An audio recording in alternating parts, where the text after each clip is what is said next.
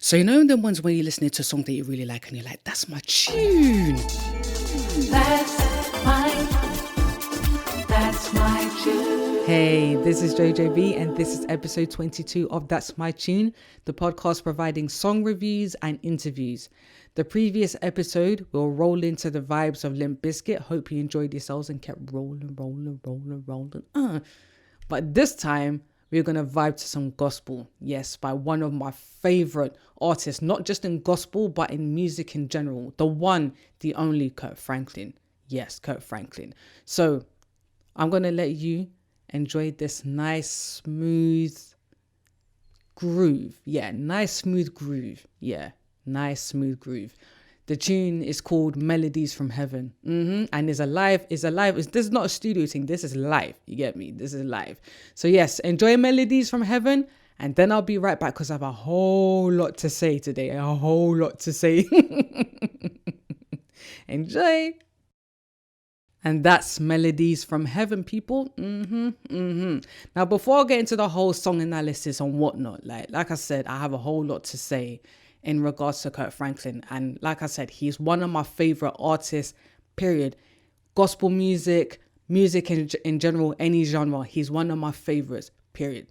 Yeah. This man has inspired me so much in so many ways, especially musically. Like, he coming from where he's coming from and him being able to, this man has been in the game for 28 years. And he has achieved so much and broken so many barriers, especially in gospel music. And he's a G. He's a genius. Like, honestly, like, I really, really love Kirk Franklin. And the funniest thing is, right? I have been wanting to do something in relation to Kirk Franklin for a while. And my initial choice of song was a duet he did with Fred Hammond called My Desire. Right, it's off his New Nation project, which dropped in, I think it was 97, 98, right? Because I was thinking, I love Kirk Franklin, I love Fred Hammond, the two of them together, great duet, and all the rest of it. So check out that song, by the way, My Desire, big tune, and it's a nice, happy, clappy, like, and it's just, yeah. But like last Friday, Kirk Franklin dropped his Tiny Desk performance, and I thought to myself, you know what? I'm just going to do Kirk Franklin by himself because he needs an episode by himself from me. Do you see what I'm saying? I was like, yep, this is it. I'm going Kirk Franklin. Like, Fred Hammond, I love you and I will definitely cover you, but this one has to be about Kirk Franklin because, like, he's just dope. And his Tiny Desk performance proves that. Do you see what I'm saying? Like, this guy has a wide catalogue. Like, he debuted in 1993 with The Family, right? With their first album. And from then on, he's gone on to work with God's Property on what I call the Stomp album. If you know, you know. Then there was a New Nation projects. And then there was the Rebirth of Kirk Franklin. There's Hero and a whole bunch of other albums that he's done. Like, this guy has done the work. And so many classic songs. Like, his Tiny Desk performance was only 15 minutes. But to go from Love Theory, Silver and Gold, Melodies From Heaven, and then end with Smile, I thought it was a nice mix. And even with those songs, they couldn't even really go in. They literally had to chop it right down to take the chorus, maybe a verse. I think Love Theory was the only song they did fully. They did enough of. But the other songs, Silver and Gold, Melodies From Heaven, and Smile. No, I think Smile, So Silver and Gold and Melodies From Heaven, they couldn't really go in because the arrangement is nuts. You see what I'm saying? But that 15 minutes was just so wholesome. You see what I'm saying? And Kirk Franklin still looks well and is still doing his thing.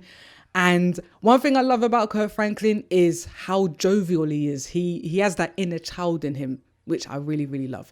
And my favorite song from that set was Melodies From Heaven. And that's part of the reason why I thought, you know what? That's the song I'm going to choose for this episode. And speaking of which, before I continue, I have to give a shout out, to Matt Ramsey on the bass on that Tiny Desk performance. You know, let's give him a round of applause. If you watched it, you know, like literally on Friday, I was going through one of my a fellow musician friends, their Instagram, and I saw Tiny Desk. And I thought, oh, okay.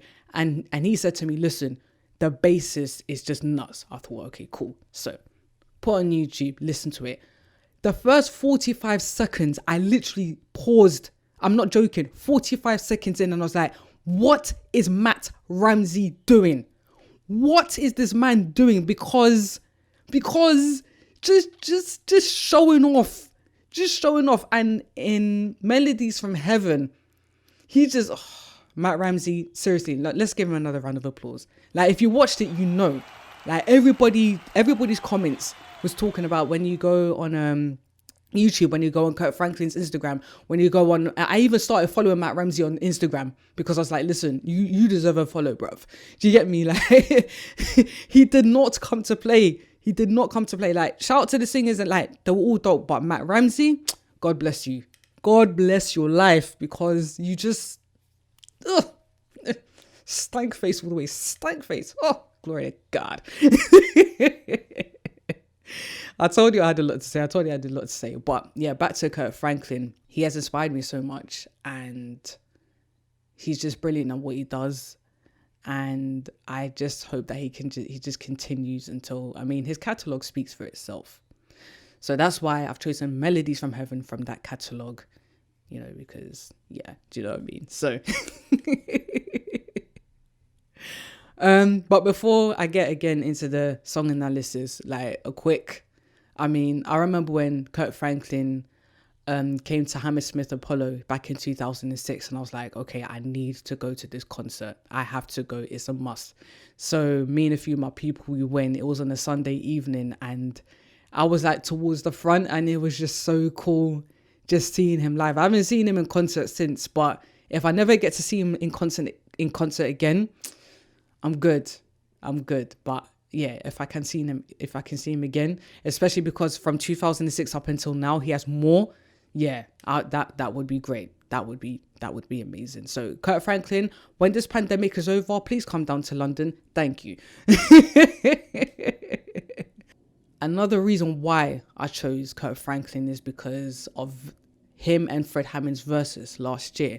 Now, for those of you who are not familiar with Verzuz, let me give you a quick breakdown, right? So Timbaland and Swizz Beatz, what they did is that they came up with this concept. You know, everybody's in lockdown. There's not much entertainment. So they came up with this concept. Two artists, whether they are solo artists or a group, come together. And this was at the time socially distanced. So they'll be in their homes or in their studio or whatever. And it's basically a competition. So 20 hits back to back. So one artist will play a song, the other artist will play it, and they'll be playing it one against, and then the overall, like, those who are watching, like, via Instagram or whatever, like, we would vote on which one we felt was the best song, right? And then, like, there would be a winner. So that was the original concept. So yeah, and it was really popular last year. I think the first one was Teddy Riley and Babyface. I think that was the first one, and it just went on from there. Various different artists. Now, my three favorite verses was Bounty Killer and Beanie Man, Kirk Franklin and Fred Hammond, Erykah Badu and Jill Scott, in that order. Those are my top three. Those were my top three. Now, Bounty Killer and Beanie Man, like, if you know, you know, you literally felt like you went out on a night out. You literally felt like you went raving. Like, they, and Beanie Man and Bounty Killer, they were the first to do their verses in the same room. So, like, Bounty Killer wasn't at home, and Beanie Man, they were both in the same room. They had a DJ. They literally had, it was like it was watching a live concert, basically, right? So they were there, and literally from the minute it started to the end, it was like that. Like, the DJ was doing the warm up, and then later on, Beanie Man and Bounty Killer, they came and they did, like, and by that point, like, nobody cared who won, in inverted commas. Like, we just enjoyed the songs for what they were. Do you see what I'm saying? And then obviously there was Kirk and Fred, which I'll get back to in a moment. And then Jill Scott and Erykah Badu. I caught the last hour and a half, and I felt so nourished and so enriched.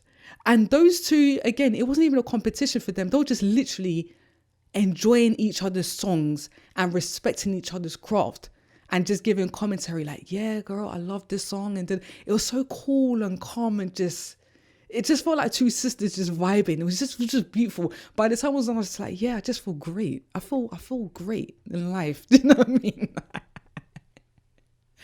And then like Kirk Franklin and Fred Hammond, one of the major reasons why I liked that Verzuz, because what happened was that at the time when the Verzuz came, it was at a pivotal moment because, especially for Black people, there was a lot of fatigue, there was a lot of anger, there was a lot of frustration because of the whole Black Lives Matter protests that were going on, like on a global scale, like seeing so much madness.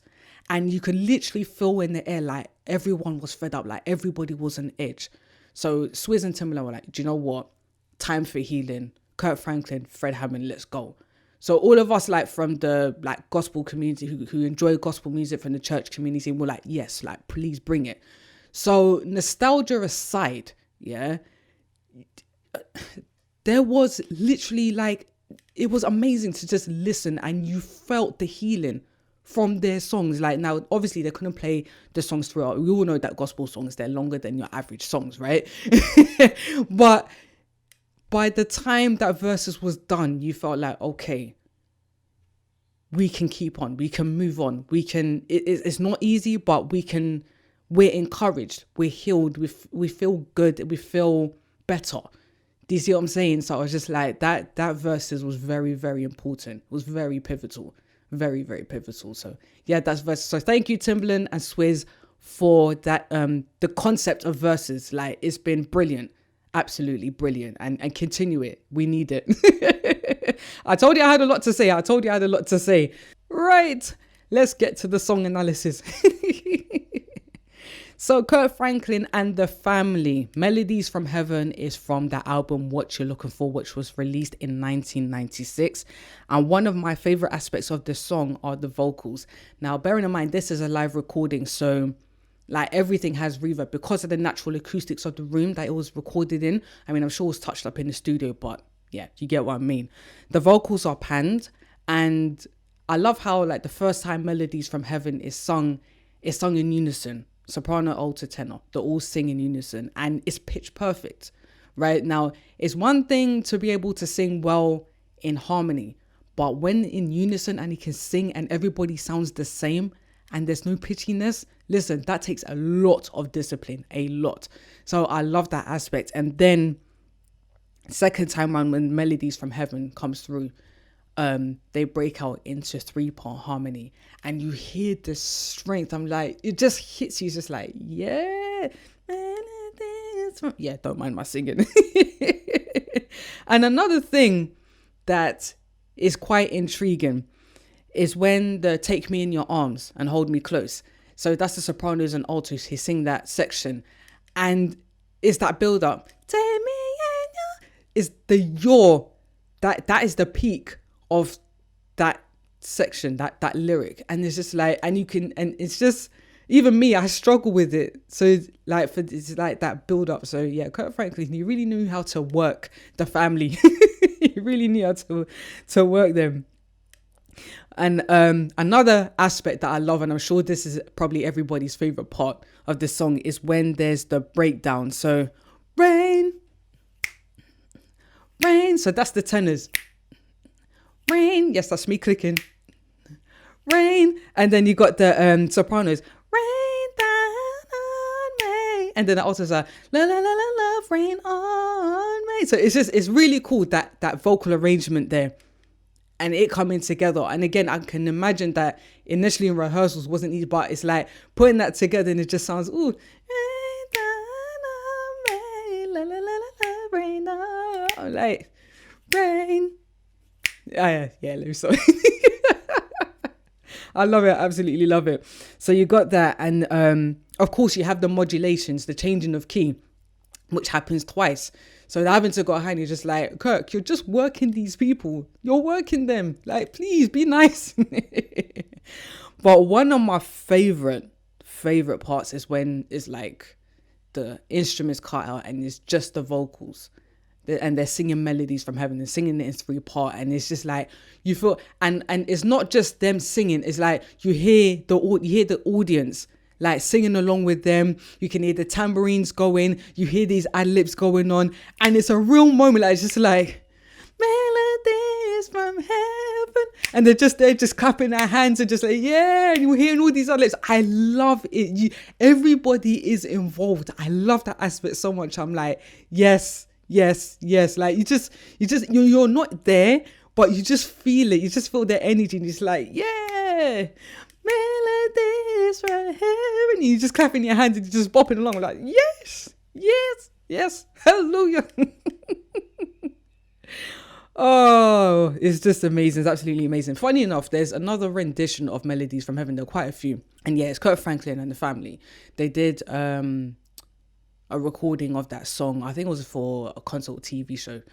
And one thing that was so dope is towards the end when they're singing, rain down on me, rain down on me. They repeated that quite a few times. What the musicians did was play Roy Ayers. You know, Everybody Loves the Sunshine. So, dun, dun, dun. That chord progression, they played it underneath. Like, you need go on YouTube and check it out. It's sick. The way they did it, just for a few bars. I'm just like, y'all are slick. Okay. And I love things like that. I absolutely love things like that. So I don't know whose idea it was in the band to do that. Whether it was Kirk Franklin or one of the musicians would be like, Kirk, I have an idea. I don't know who it was, but whoever came up with that, yeah, you're dope. I see you. But back to this particular one that we're listening to. So, of course, you have your instruments, which I didn't talk about. So let's get to the instruments for a moment. You have your drum kit, you have bells, you got your electric piano, you got your syn lead, you got your strings. I heard strings a little bit in the intro. You got your electric guitar, you got your synth that plays the chords. You got the bass, which I'm in two minds. It's either it's a synth bass that's played off a keyboard, or the bassist is playing an electric bass, an all electric bass, but they've used an effect to make it sound like it's a synth bass. But I'm more inclined to think that it was played off a keyboard. I'm more inclined to think so because of the way it sounds. But yeah, and then you have like a jazz guitar at some point, and I'm trying to remember where. But yeah, so that's basically the instruments. But as you can see, my main focus is on the vocals. And I must say that even though the vocals are my focus, yeah, I love the chords in the song. I love the chord. Like, if I could take the intro and loop it, I would. I mean, it's just like, it's smooth. I mean, you have the smooth chords, and then you have somebody who's ad-libbing on top, playing solo on top of it. And then just drums, like the kick drums, like, dun, dun. And then you have the bass. Dun, dun, dun, dun, dun. It's straight jazz. It's just, and then the verse, melodies from heaven, and then like,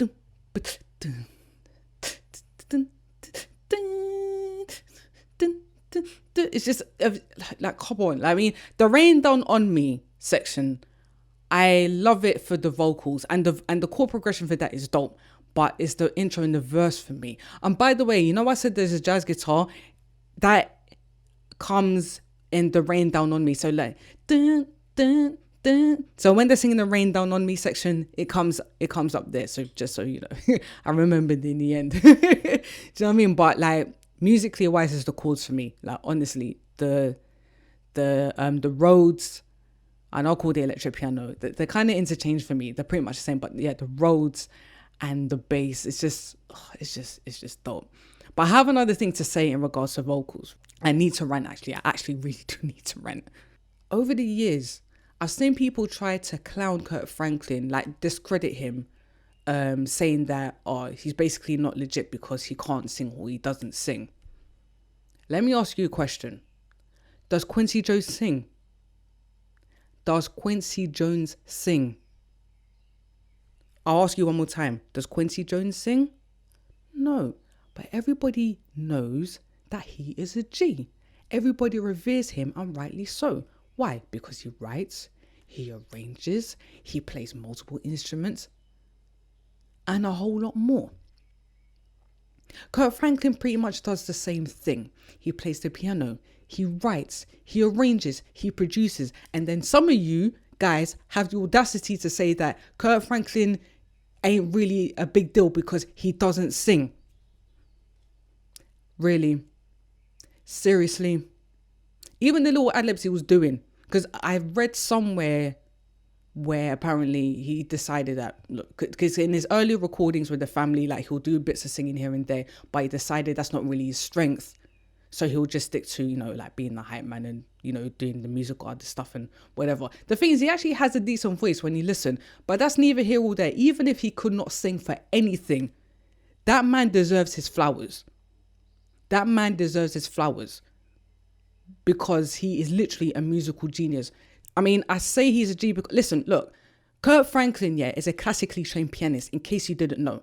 Yeah, he was taught how to play piano when he was younger, and I think he can play by ear as well. So imagine you're able to read music and also being able to hear a song and pick it up naturally. Like, that is not a joke.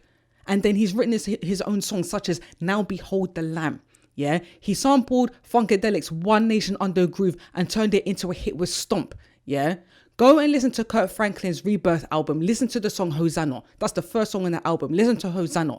Yeah, the lyrics and then the musicality. Are you nuts? Now, in an ideal world, yeah, somebody who's able to sing and also play instruments and so on, that's great. You know, to be able to communicate to singers and that kind of thing. But that is not always needed. If you're a musician who's able to communicate with your instruments, like the parts that singers are meant to sing, along with what the musicians are supposed to play, that is sufficient. If you're good enough with your instrument, then that is sufficient. So for those of you who don't know, yeah, just because Kirk Franklin can't sing or won't sing doesn't take away what he has done and what he can do. It doesn't take away from his abilities at all. This man is 28 years deep. Kirk Franklin and the family debuted in 1993. Now, he may not be singing with the family right now, but this guy has evolved from 1993 to 2021. He still has a career. And you're trying to tell me that because he does not sing, that, nah. Some of you guys are just, nah. Go and tell that to Quincy Jones. Go to Quincy Jones. Go tell that to Quincy Jones. Go on. I dare you. Right. Anyway. I told you I had a lot to say. I told you. But yes, that is basically what I have to say. I know I spoke about other things regarding Kirk Franklin, but like I said, like, I love this guy so much. I love him so much. Like, I remember many years ago, like when Kirk Franklin dropped his biography, one lady bought it for me and I still have it. And I'd love one day if I could meet Kirk Franklin. But if I never do, I just know that he's impacted my life. And, you know, it is, you know, remember back in the day when you would just listen to music, like, you won't do anything. You just literally sit down on a chair or lie down on your bed or something and just listen to music. That's what I used to do with his earlier recordings when I had nothing to do. Just sit down, put in a cassette. Yeah, we're going old school here. Put in a cassette or put in a CD and just listen to his music. I would sit there and even learn his music. I have my little keyboard and I'm sitting there working out the chord progressions to his music. That's how much I love his work. And I still love his work. And he is greatest of all time for me. One of the greatest of all time for me. So Kirk Franklin, I'm giving you your flowers. Yeah.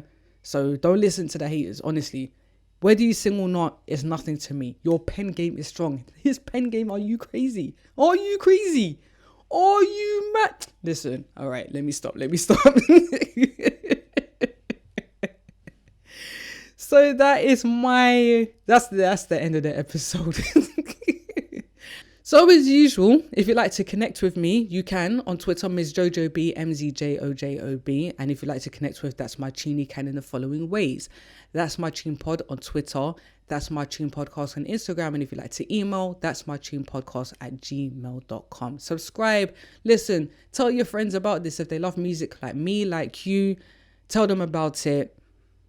You know how it is. The episodes ain't long and I'm just nice. And I've got a nice voice too. So there you go. I'll be back next Tuesday with another episode. Until then, yeah, just be cool, innit?